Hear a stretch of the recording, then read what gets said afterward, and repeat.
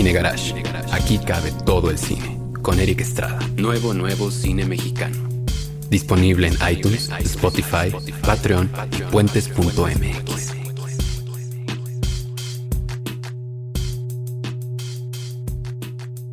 Hola, ¿qué tal? Soy Eric Estrada.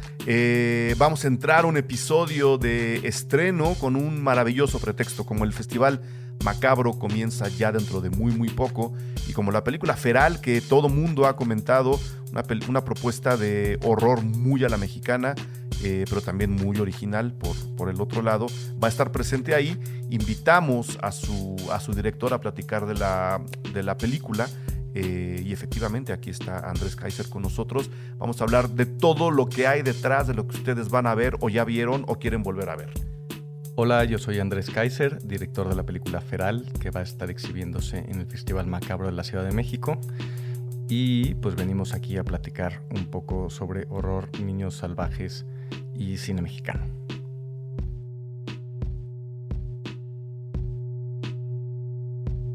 Andrés, bienvenido, como lo decía hace rato, a Cine Garage. Vamos a hablar de tu película Feral, que desde el nombre trae como el juego de esto no es lo que te han dicho siempre como te lo han dicho siempre. Me explico.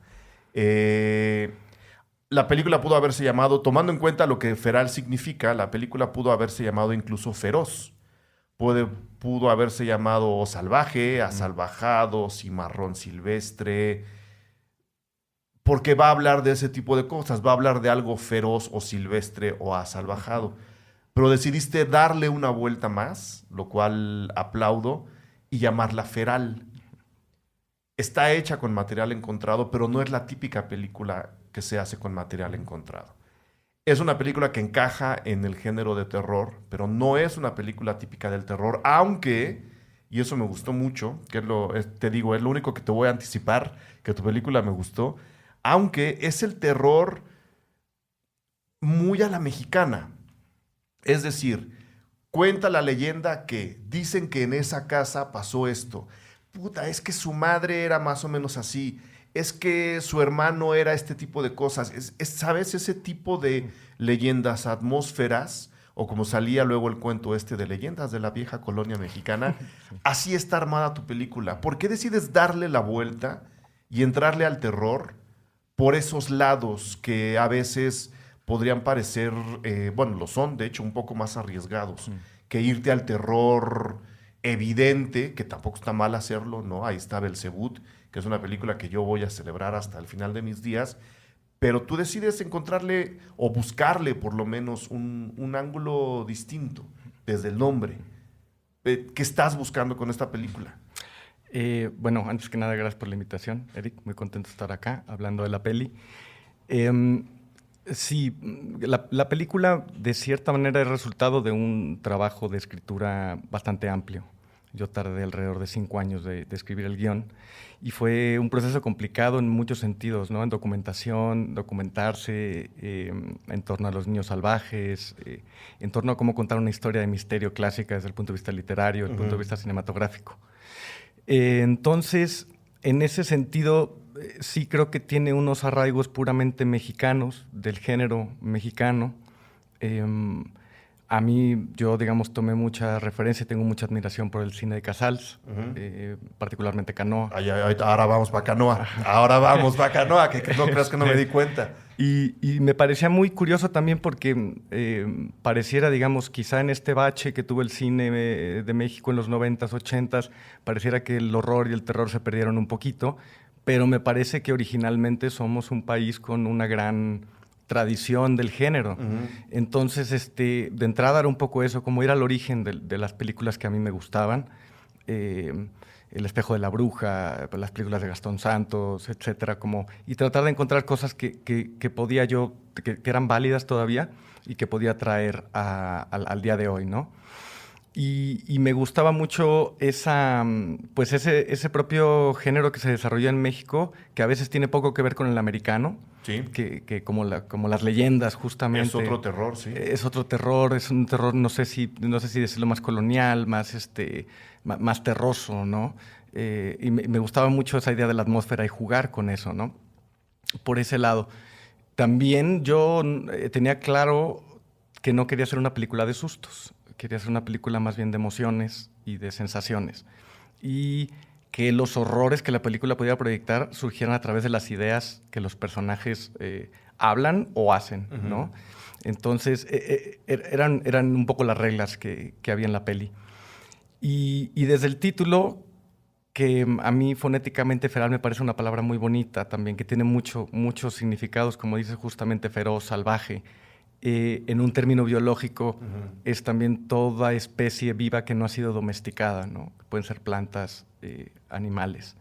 Entonces, pues digamos que en base de estas reglas, traté de hacer una película hiperrealista que pudiera como conectar con eso, con la realidad de uno de los tantos Méxicos que hay por ahí o de uno de los imaginarios de México que se han construido y tratar de actualizarla con el found footage, que pues es un tema también, ¿no? Que creo que ya el mundo estaba un poco gastado y harto de las tantas vueltas del found footage, que no termina siendo tampoco, creo, una película 100% del found footage, sino que se basa un poco en él para quizá contar otras cosas, ¿no? Entonces, pues, un poco era eso, como tener claro que era una película de sensaciones, de ideas, y que el espectador tenía que llegar al horror por esas ideas que se proyectaban a través de la película, ¿no? Entonces, por un lado, tenemos reglas muy claras. Bueno, para la gente que no ha visto la película, que ya ha dado vueltas por varios festivales, pero que se va a presentar ahora en el festival, no ahora, hoy, sino va a estar en el Festival Macabro de este año. La historia, yo no quiero entrarle a definir la historia, porque probablemente entro yo por un lado que tú no quieres dejar claro todavía. ¿Cuál sería la sinopsis de la película desde tu autoría, digamos? Sí. Yo quizá podría catalogarla como un horror religioso. Me gusta esa, digamos, esa etiqueta o ese encasillamiento para poner la película en algún lado.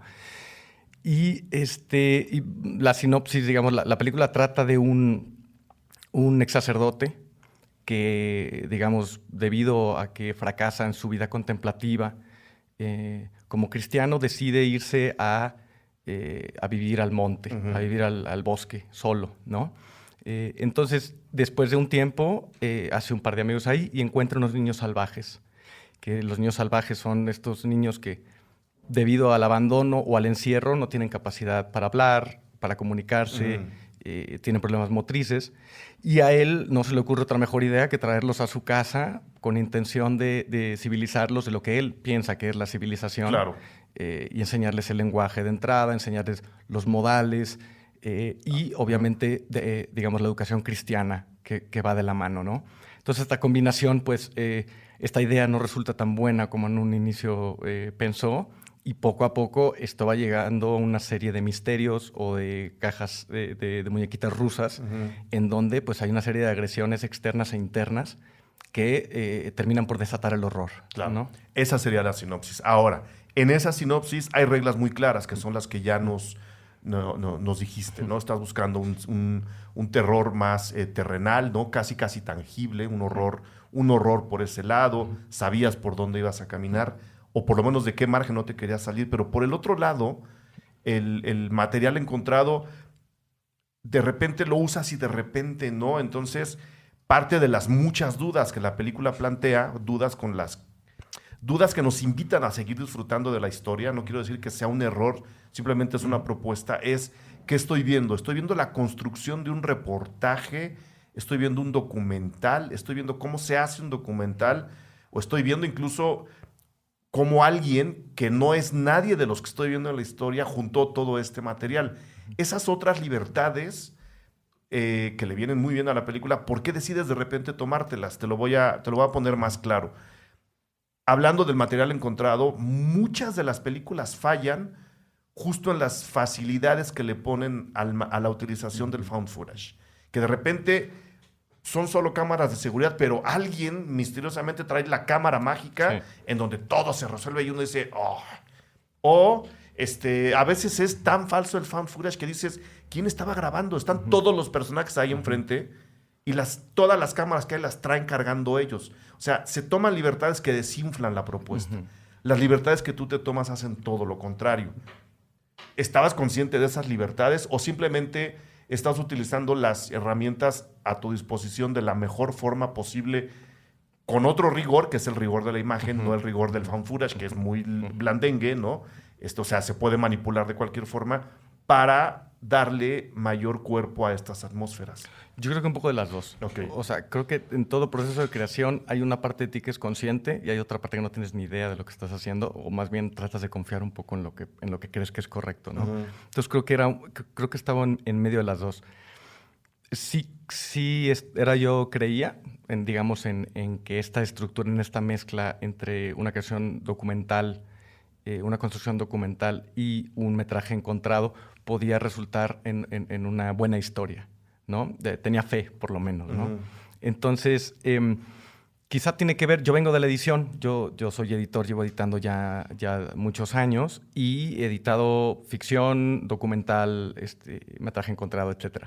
Y es muy curioso porque tú te encuentras como editor muchas veces la percepción que el público tiene del documental tiene que ver con una realidad desnuda, con la realidad humana tal cual. Y es muy curioso porque cuando estás en la mesa de montaje, como montajista utilizas muchas técnicas que son idénticas que el montaje de la ficción. Claro. Para reorientar el discurso o para que tenga más sentido a lo que el autor o el director quieren expresar de la película. Entonces eso también, digamos, se me hacía otra capa arriba de todo, que creo que tiene que ver también con los medios y con cómo consumimos nosotros las cosas y damos por hecho las verdades porque son publicadas o porque una cara parlante nos habla a cámara, ¿no? Entonces, sí estaba, al final del día estaba consciente de las herramientas que tenía, y lo que me gustaba mucho de la construcción documental es que muchas veces, a diferencia de la ficción tradicional, te permite ser como más libre. Te permite, por ejemplo, irte al pasado o al futuro, o a un futuro que pudo haber sido o que podría haber sido, y regresar al pasado. Especular un poco, Especular, ¿no? Exactamente. Sí, imaginar varios escenarios y varios senderos. Y eso era lo que la película, yo creo, necesitaba, ¿no? Había una mezcla de fondo de muchas ideas también que digamos, nacieron por la semilla de los niños salvajes y de la civilización, pero es una mezcla de muchas cosas. Entonces, para mí también, en el tema formal, eso requería una mezcla también digamos, de diversos estilos o de diversos formatos, ¿no? Y bueno, yo creo que al final del día, pues sí, terminaron conviviendo, ¿no? En la película, por lo menos. Y entonces ahí es donde viene el tema de la investigación. Había que investigar para que este tono se mantuviera más allá de si la gente percibiera un documental o un metraje encontrado puesto como casi por casualidad. La investigación y los datos que tú ibas a utilizar ahí tendrían que ser muy reales. Sí. ¿Qué tan lejos fuiste en la investigación? Y ojo, lo quiero resaltarle a la gente, estamos hablando de una película de terror, para que vean que el cine tiene su rigor, se haga lo que se haga, ¿no? Para hacer una película como estas, que se basa en el material encontrado, en el metraje encontrado, pero que está construyendo una serie de leyendas hacia adentro de la película, ¿qué tanto se tiene que investigar más allá de tener referencias cinematográficas? Yo creo que, por un lado, sí hay una parte que en toda obra, ya sea ficción o documental, tienes que hacer una investigación rigurosa, pero también en esta película daba para hacer algo que parecía ser una investigación rigurosa, que en realidad entraba en el terreno puramente de la ficción. Digamos, el caso más riguroso de la película que plantea es justamente donde inicia todo el pasado de este personaje, que es el convento de Santa María de la Resurrección en Cuernavaca, que es una historia real que sucedió en los años 60. Ya todo lo que nos cuentan del psicoanálisis, eso sí pasó. Es correcto, eso es una historia real, y me parece realmente choqueante que nadie haya puesto mucha atención en eso. Hay literatura, Vicente Leñero tiene una obra de teatro documental, Fernando M. González, que sale en la película, tiene un libro, digamos, académico, etcétera, pero se le ha prestado, creo que, poca atención, dadas las circunstancias de un caso tan espectacular que sucedió no hace mucho, ¿no? Entonces, eso era importante rescatarlo, y había que tener una investigación real. Esa fue la parte realmente más pues la investigación más rígida que tuvimos, ¿no? A partir de ahí, a partir de que el personaje salía del monasterio, porque el monasterio se clausuraba debido a que estaban haciendo psicoanálisis y a la iglesia le parecía un poco brujería eso. Sí. Entonces se disuelve el monasterio y entonces a partir de que este personaje sale, pues ya la película se volvió un poco más libre, ¿no? Y en el caso de los niños salvajes, pues sí, fue también una investigación. Hay muy poca información. Eso es también algo Hay más curioso. leyenda que información, Hay más ¿no? leyenda, sí. Hay muy poca información. De lo más creíble está el libro de Jean Itard, que es un médico francés, que captura quizás el caso mejor documentado, que luego Truffaut hace una película sobre eso, en donde él mismo personifica a este médico, que está muy bien escrito, es un ensayo brillante, pero poco más. Y hay mucho fraude también dentro de la historia de los niños salvajes. Entonces era como tratar de tener una libertad artística y en base a una investigación rígida poder imaginar y crear cosas que parecieran que son verdad, pero que no necesariamente lo sean, ¿no? Que es donde, repito, está Canoa para el lado, jalándole a la verdad, que ahora vamos para allá.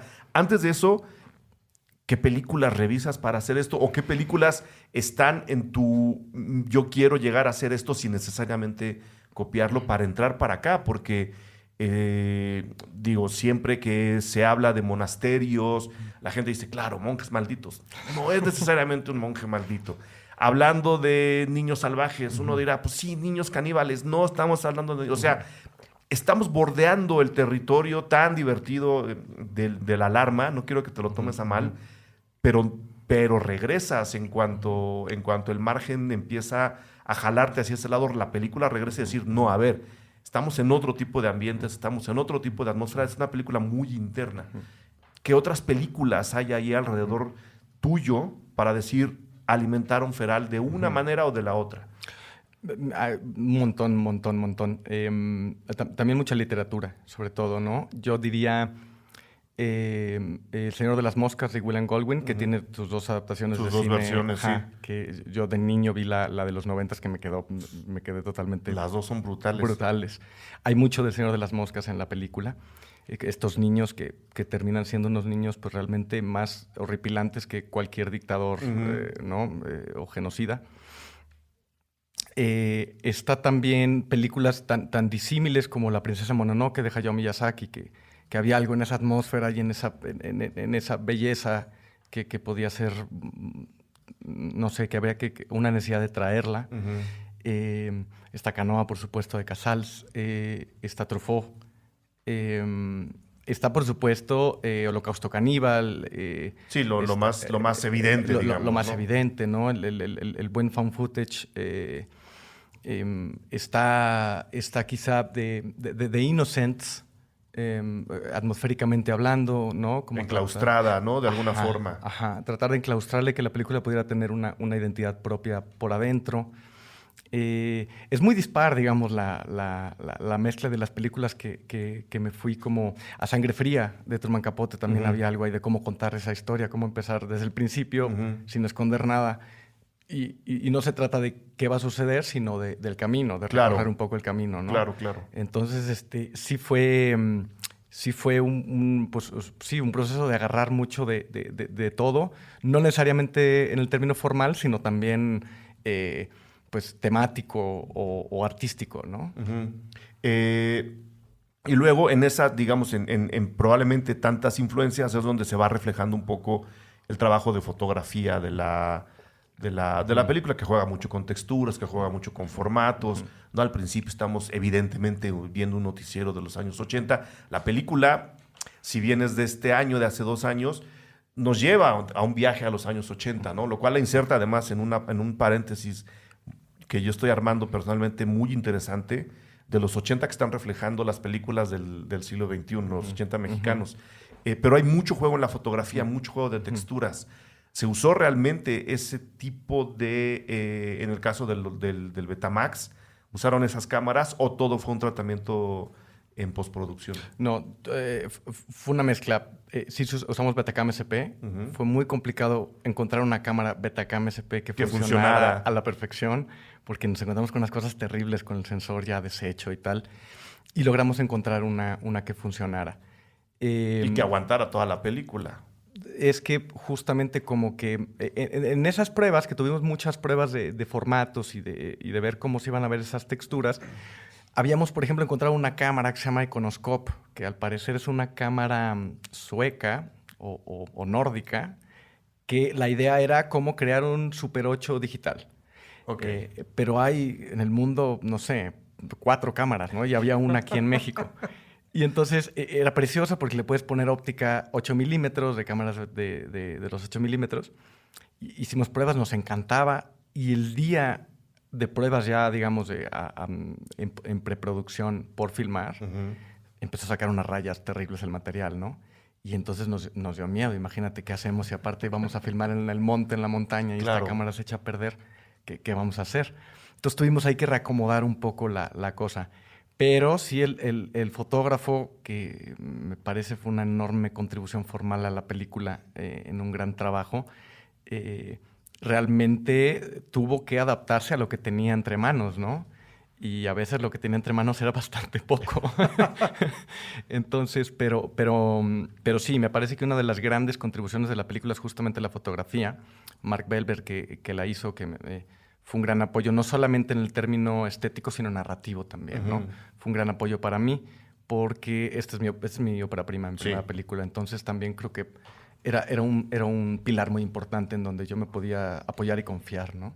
Y de hecho, no vamos a revelar más de la historia, pero en el momento en el que, digamos, esta leyenda negra del hombre que vive en la montaña explota un poco dentro de la historia, viene un momento claramente referenciado a Canoa, en donde incluso visualmente te acercas mucho al material de Casals. O sea, más allá de la estructura y más allá del sacerdote y del pueblo, ¿no? Que están reunidos escuchando el mensaje del padre que está planteando una amenaza. Más allá de eso, visualmente también te acercas a Canoa.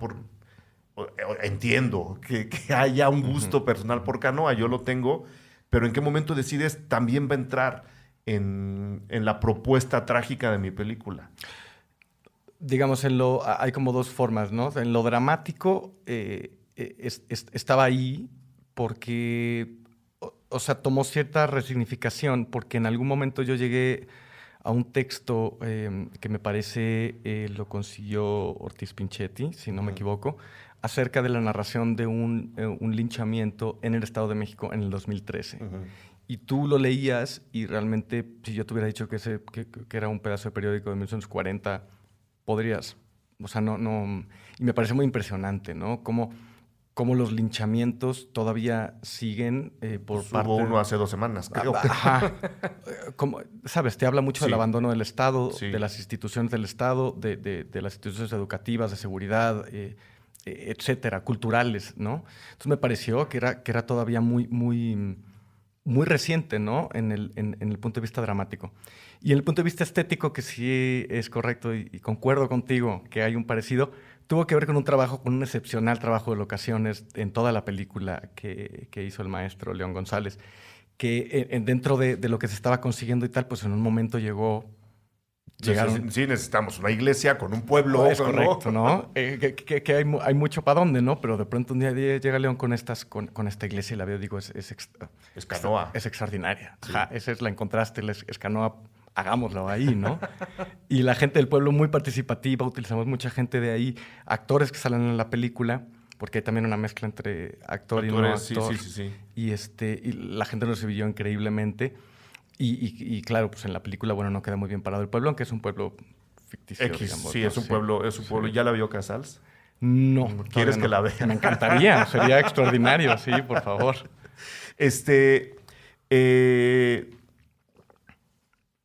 ¿Cuál es para ti la definición del cine de terror? Te lo digo porque me gusta mucho cuando las películas de terror no son de sustos. Es yo creo, mi terror favorito. Que no estés saltando en el asiento, porque además ya no saltas, ya la ves venir, ¿no? ¿Y por qué empezar? O sea, ¿cuál es la definición del cine de terror para ti? ¿Y por qué empezar tu carrera como director con una propuesta de terror? Respecto a la... Las puedes contar en desorden, sí, no te acuses. Sí. Digo, de lo primero, ¿cuál es mi idea del horror? A mí me parece, digamos, en términos literarios, creo que está ahí desde hace mucho tiempo y que justamente el cine lo ha sabido transformar y llevar a un nivel muy importante, ¿no? Ahora de pronto se habla del alto horror, que leía en un artículo creo que de Vanity Fair, que decía el autor que le dicen alto horror porque es aquel cine que los críticos, digamos, que ven otro tipo de cine, cuando ven el horror, pues para no aceptar que ven una película de horror tradicional, le llaman el alto horror, ¿no? Yo no. Pero en ese sentido, digo, me parece que está ahí desde siempre, ¿no? Desde Caligari, desde Vampir. Nosferatu. Ajá, ¿no? Una gran exploración. Y para mí, ¿de dónde viene? Viene como de proyectar ideas, incluso Metrópolis, ¿no? De proyectar ideas terribles, que no necesariamente tienen que estar ligadas a fenómenos paranormales, ni del imaginario popular, digamos, de la brujería o tal, sino que también pueden ser muy reales de lo que está aconteciendo en el mundo, y ahí es donde creo que tiene la gran capacidad para hacer un comentario social de la actualidad, ¿no? De lo que está sucediendo. Entonces, para mí es un enorme potencial, que es lo que quizá, más allá de formalmente, porque creo que formalmente hay muchas decisiones que se pueden hacer, pero sí tratar de que ese horror que se proyecte produzca un terror en la audiencia, porque le es cercano, porque le podría pasar, porque quizás se ve reflejado en muchas maneras, ¿no? Claro.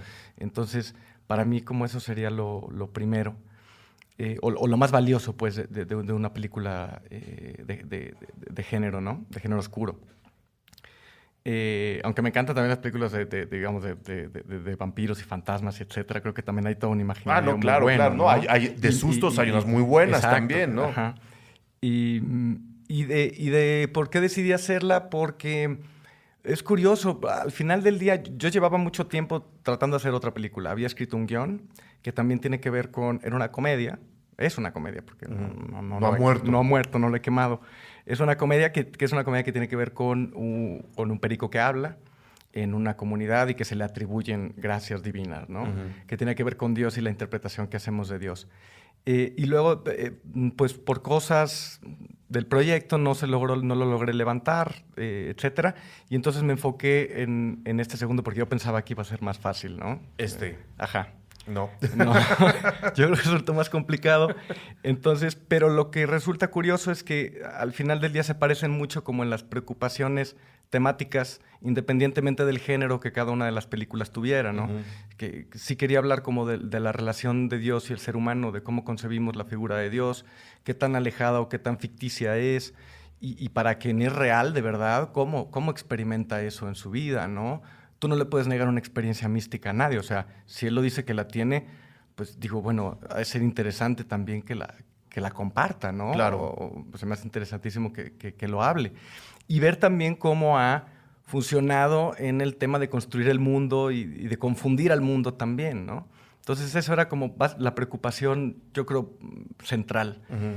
Y poco a poco, pues la fui llevando al género porque, pues sí, me considero un fan del género y eventualmente, creo que sin darme cuenta mucho, me fui contaminando hasta que, pues, sí, hay que aceptarlo. Había que sacarla. Había que sacarla. Y bueno, ya habiendo hablado de esto, ¿no? De el retrato que de un país, en este caso México, puede hacer el cine de horror, las pesadillas que puede poner en la mente de quien está viendo una película, habiendo metido a Canoa, que también es una película socialmente muy crítica, ¿no? Muy, muy incisiva. ¿Cuál es el México que tú estás reflejando en esta película? Te lo voy a poner así. Hubo un momento en el que, por cosas que pasan en la película, yo dije, ahí hay un pequeño, es una apreciación muy, muy personal, ahí hay un pequeño comentario a las atrocidades de la conquista. El conquistador evangelizador, creyéndose dueño de la verdad absoluta y de la única fe del mundo, llega y se encuentra algo que él interpreta como completamente salvaje, como incluso carente de alma, a quien tiene que darle un alma y tiene que civilizar, y estoy entrecomillando, y tiene que darle el toque de la inteligencia a través de la fe para, primero, según él, hacer del mundo algo mejor, y segunda, pues también liberar sus propios pecados. Yo ahí medio empecé a leer y esperaba que la película se metiera más por ahí. La película tiene su propio rumbo, no es ninguna queja. Para decir, claro, ahí también hay una lectura de la fe impuesta desde afuera hacia lo que se consideraba un mundo. Bueno, todavía hay mucha gente por ahí que dice, llevamos la civilización a América y les quitamos los salvajes. Hay mucho idiota en el planeta. Lo siguen diciendo, ¿no? Pero, por supuesto, la película después se abre y acaba entregando un México, pues, un comentario del país mucho más amplio. ¿Cuál es ese país el que tú quieres retratar a través de una historia tan llena de leyendas, tan llena de atmósfera, ¿no? Tan, como lo dices tú muy bien, tan tangible en su horror? ¿Qué problemas de este país, qué ideas de este país, qué pesadillas o sueños de este país quieres meter en Feral? Bueno, yo, o sea, hablando de eso, sí creo que es una película profundamente nostálgica en ese sentido, ¿no? Y sí hay una idea, si no tal cual abordada frontalmente, la conquista sí de la imposición de una cosmovisión. Y somos, digamos, no por nada somos uno de los principales países católicos en el mundo, ¿no? Y eso, seas ateo o seas agnóstico, estás atravesado. Aquí vivimos. Aquí vivimos, aquí vives y de alguna manera u otra eso te atraviesa, ¿no?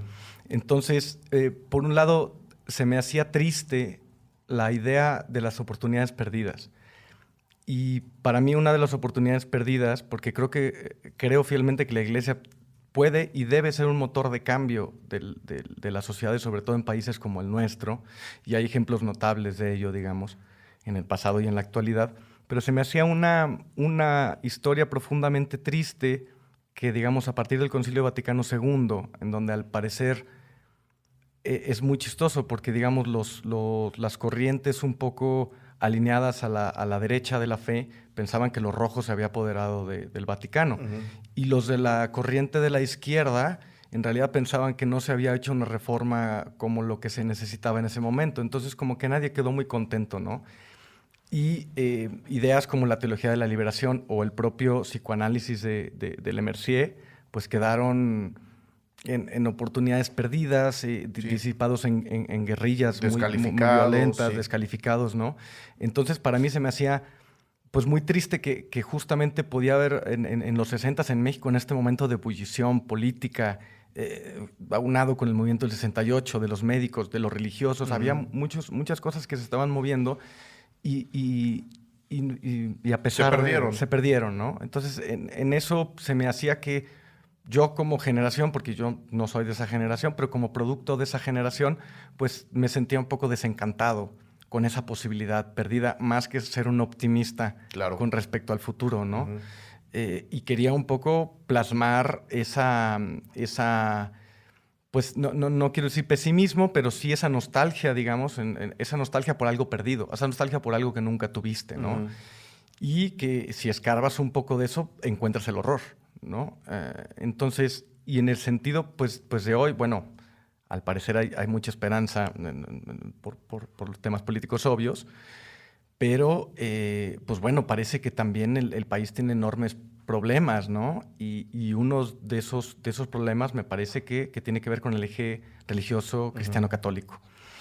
Y el tronco duro de ese pensamiento. Exactamente, ¿no? Exactamente. Y cómo eso tiene sus ramificaciones, digamos, o puede tener sus ramificaciones con la política o con el modo de actuar individual, pues, ¿no? Sí. O sea, cómo la malinterpretación de las escrituras pueden llegar a ser a alguien realmente cosas atroces, monstruosas, ¿no? Y convertirnos en verdaderos monstruos. Que eso yo creo que también es parte de la tesis de la película. El monstruo no está afuera. Claro, está adentro. El monstruo está adentro, ¿no? Y es todavía más terrible, ¿no? Como en The Innocents. Es correcto, es correcto. Entonces era un poco eso, de tratar de transmitir un sentimiento, digamos, sin ánimo de desanimar a nadie, pero sí de generar un poquito de conciencia. ¿Dónde estamos parados? ¿Qué tanto realmente hemos avanzado más allá de los anuncios de solidaridad, claro, o de los distintos gobiernos de este país ultramoderno que va como cohete hacia el primer mundo, ¿no? O sea, o lo llamado primer mundo. Un poco revisar más bien las bases, qué está sucediendo en las bases, ¿no? Pero entonces, ¿por qué llevas la película a los 80 y no a los 70 o a los 60? Porque yo soy de los 80s, pues. Ok. O sea, como que me sentía más familiarizado, digamos, con una... dos cosas. Uno era, sí, yo me considero más, digamos, el Betamax y ahí, pues... Claro. Número uno, partes de un caso real, pero ese caso fue en los... En los 60s también. O sea, sí había chance de llevar los 60. Podía ser, pero era una línea de tiempo que, digamos, en el imaginario de la línea de tiempo era más o menos... Te apretaba un poco. Sí, el caso... Era poco creíble, Era digamos. poco creíble. Sí, digamos, sí. en la tesis documental, si lo imagináramos, era si él salió si el personaje salió del convento a finales de los 60, pues en los 80, Claro. unos 20 años después, estará ya haciendo otras cosas. Sí, como lo que vamos a ver en la película. Exactamente. Unos experimentos extraños. El experimento prohibido le llaman en la película. El experimento prohibido, eso es un término real. Real, por ejemplo. sí, ese sí lo había oído. Sí. Entonces, él realiza un experimento prohibido, que esa es otra, la ética de la ciencia también, ¿no? Entonces, sí, son ideas terribles que de cada una podría sacar incluso una película, creo, ¿no? O sea, de este pequeño conjunto de ideas que la película trata de aglomerar un poco y darle unidad, ¿no? Uh-huh. Tomando en cuenta que es una película, ya más o menos definimos el horror en el que se mueve, la atmósfera que maneja. Por supuesto, no hay una pelea de bien contra el mal. La película está justo encima de esas dos cosas y en consecuencia no hay una resolución definitiva y en consecuencia también sobre eso no hay un final feliz. Es un final de otra forma. No estoy hablando... ya hablamos del pesimismo de la película y eso queda claro. El final es parte de la propuesta de el horror no se termina. Uh-huh. Esto continúa. Uh-huh. Es un poco atípico el terror, al terror que estamos viviendo ahora en el cine, incluido el mexicano. ¿Cómo ha respondido la gente en festivales frente a Feral? Yo creo que generalmente el público le ha gustado la película. Ha estado, justamente ha tenido la cualidad, yo creo, de la película de poder estar tanto en festivales de género como en festivales no de género, uh-huh. ¿no? Entonces, pero me parece que en los dos la gente ha respondido bien. Le gusta la película, le gusta porque por extraña, yo creo, también de entrada. Porque si no nunca sabes qué está pasando. No. O sea, nunca sabes qué está pasando. Llegas a la mitad de la película y dices, ¿hacia dónde? ¿Por qué no estamos metiendo más en el bosque? Uh-huh. Si sabemos que no tenemos que ir para allá, exacto. ¿Por qué seguimos caminando hacia el bosque? Sí, creo que la respuesta ha sido positiva. Y también en términos de crítica creo que la película ha sido positiva, si bien se ha llevado también, como todas, yo creo. Un par de palos. Ajá. Pero creo que la respuesta ha sido positiva y que el público son de las cosas que yo creo, ¿no? Y no solamente con mi película. Creo que hay un montón de películas allá afuera que si se les diera la oportunidad de tener una propia distribución y el público la oportunidad para verlas, creo que las disfrutarían mucho también, ¿no? ¿Están dudando los distribuidores frente a un terror que no es el de sustos? ¿Te ponen muchas trabas? Están desconfiando del público de entrada, ¿no? O sea, la gente a la hora de distribuir este tipo de películas dice, es que a la gente no le va a gustar. Y pues es que si no la ven... Yo sí tengo la sensación de que los distribuidores, no quiero decir que todos, porque hay un montón, claro, ¿no? Pero sí tengo una sensación que hay un cierto conservadurismo, digamos, dentro del punto de vista de la distribución, que es entendible por cómo el negocio está cambiando tan rápido en tan poco tiempo, uh-huh, y etcétera. Pero sí creo que, digamos, ir a lo seguro o ir a lo... hablando en primera persona nos ha costado muchísimo trabajo llegar a mostrar la película, entablar un diálogo con un distribuidor. Ya no te digo convencerlo de que o sea, sí, claro. ¿no? Entonces, sí creo que ese es uno de los grandes problemas que enfrenta el cine mexicano sin duda alguna, ¿no? Sea de género, ¿no? Sea de género, ¿no? La distribución, ¿no? Uh-huh. Entonces, pero bueno, esperando que justamente a través del estreno aquí en Macabro, que se nos hace una gran plataforma, digamos, y que pues salgan ahí gentes más interesadas y que puedan decir, bueno, esto puede tener un nicho, puede gustar a un público, ¿no? Sí. Y llegar a los cines, que al final del día pues, hacer películas para la audiencia, ¿no? Para la gente, ¿no? Y Macabro lo que garantiza pues, son salas llenas. Entonces, si algún distribuidor está interesado en ver cómo funciona una película inteligente frente a un público inteligente, no que el resto no lo sea, pero aquí están como concentrados. Aquí nos dicen, estos vienen a ver esto. ¿no? Vamos a ver qué tan diferente es la película y si alguien quiere echarle un ojo, pues va a estar en el Festival Macabro. Sí. Va a haber más de una función, tengo entendido. Sí, me parece que van a ser 3 funciones. Ok, entonces ahí para que estén atentos de las funciones de Feral. Andrés, ¿de dónde vienes tú? ¿Qué estudiaste? ¿En dónde estudiaste? ¿Cómo llegaste hasta acá? Yo soy de San Luis Potosí. Uh-huh. Yo nacido y criado en San Luis.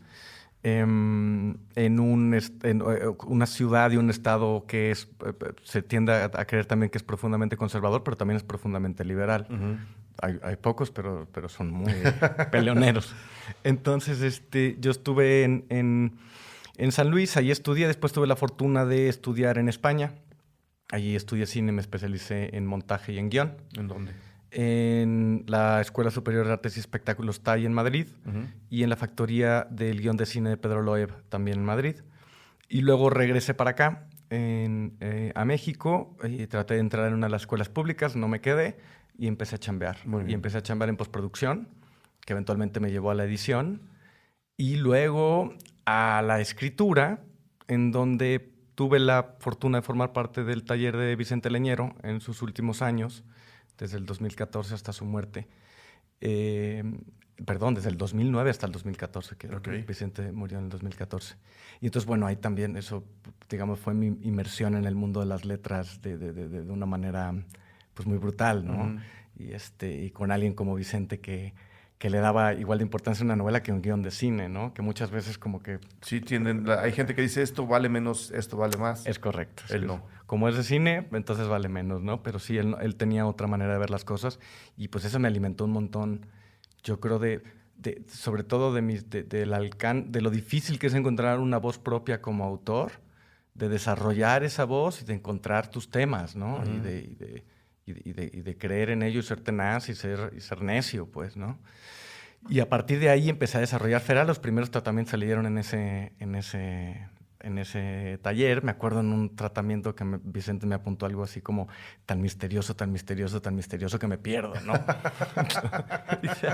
Sí, pues le falta el tratamiento. Sí, claro, estamos empezando, señor. Exacto.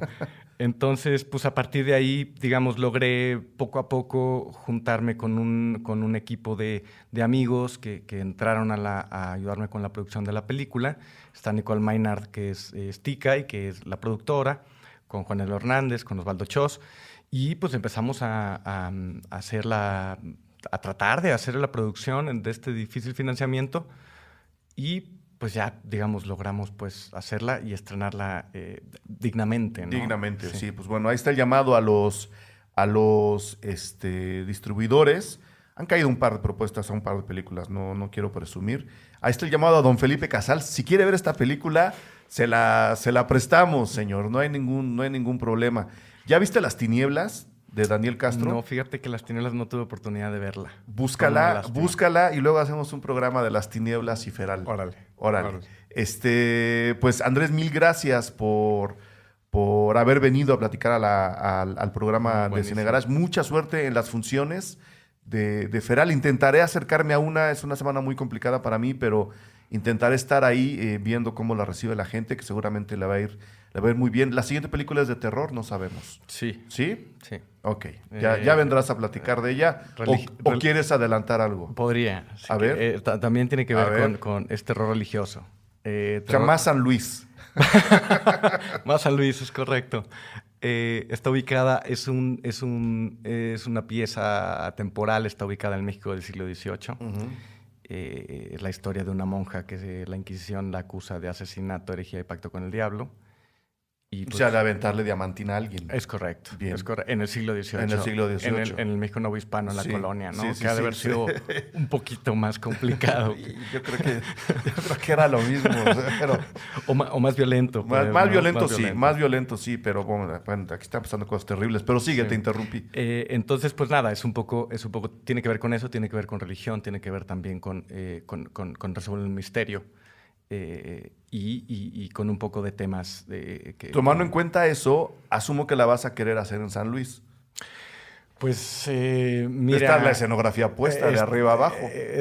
Ahí siempre son los temas de producción, ¿no? A uno le encantaría como director hacer las películas en ciertos lugares y luego los productores que son muy buenos aliados, pero Sí, a veces son a veces, implacables, sí.